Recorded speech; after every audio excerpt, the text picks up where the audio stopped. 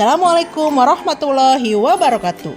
Salam dan bahagia Bapak Ibu Guru Penggerak.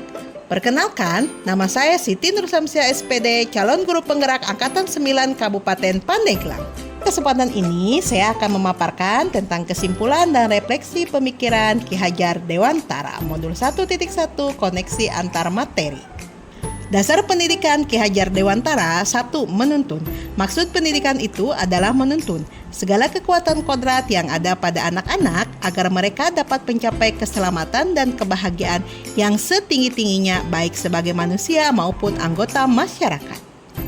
Pendidikan yang menuntun menurut Ki Hajar Dewantara mengibaratkan peran pendidik sebagai seorang petani atau tukang kebun. Proses menuntun anak diberi kebebasan, namun pendidik sebagai pamong dalam memberi tuntunan dan arahan agar anak tidak kehilangan arah dan membahayakan dirinya.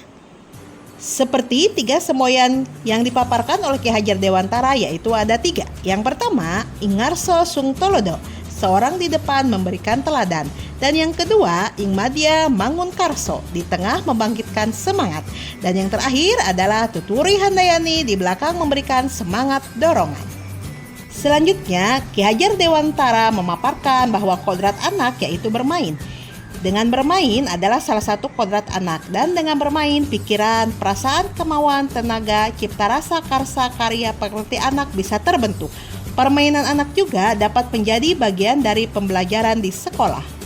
Yang ketiga, sosial kultural. Ki Hajar Dewantara berpesan, pendidikan adalah persemaian benih-benih kebudayaan. Padahal ini, kebudayaan dan pendidikan adalah satu kesatuan yang utuh.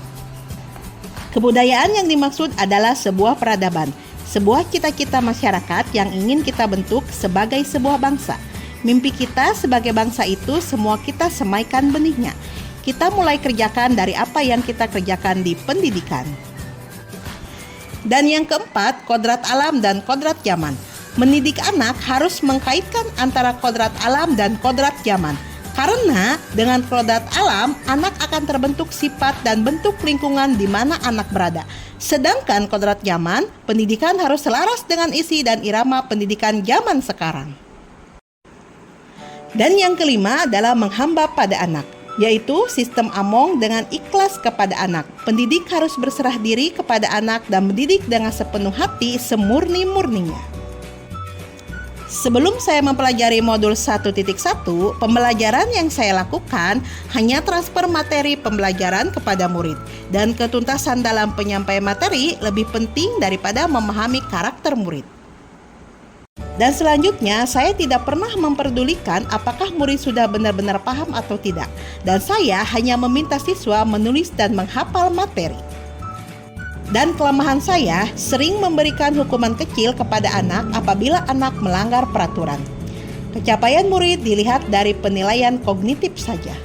Setelah saya mempelajari pemikiran Ki Hajar Dewantara, apa yang berubah? Saya menyadari bahwa pembelajaran saya tidak tepat.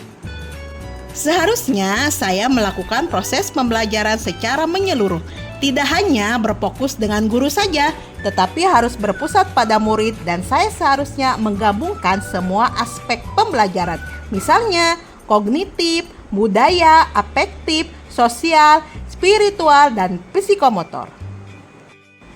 Seharusnya murid dijadikan sebagai subjek pembelajaran, dan yang harus kita berikan kepada murid yaitu kebebasan berekspresi, mengemukakan pendapat, dan berekspresi.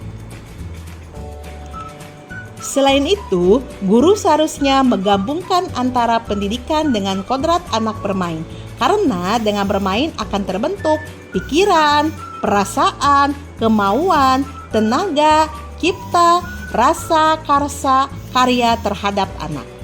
Guru seharusnya sebagai fasilitator pembelajaran, dan guru harus ikhlas, penuh kesabaran agar tercapai pembelajaran.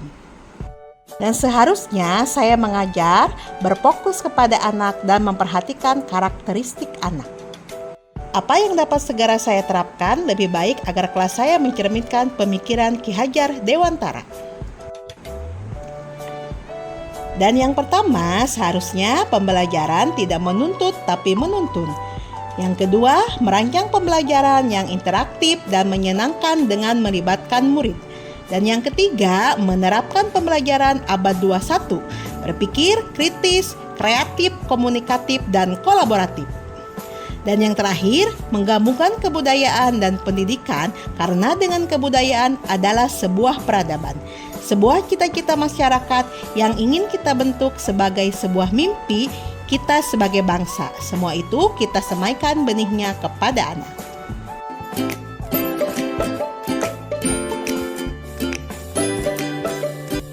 Semoga video ini menginspirasi bagi Bapak Ibu guru pejuang pendidikan. Salam guru penggerak. Wassalamualaikum warahmatullahi wabarakatuh.